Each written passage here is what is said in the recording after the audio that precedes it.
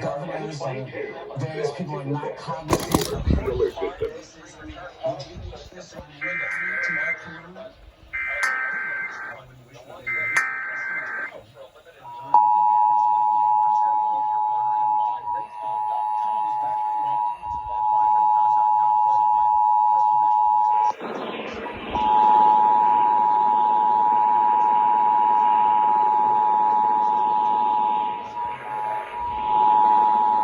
This station is participating in a test of the Illinois Emergency Alert System.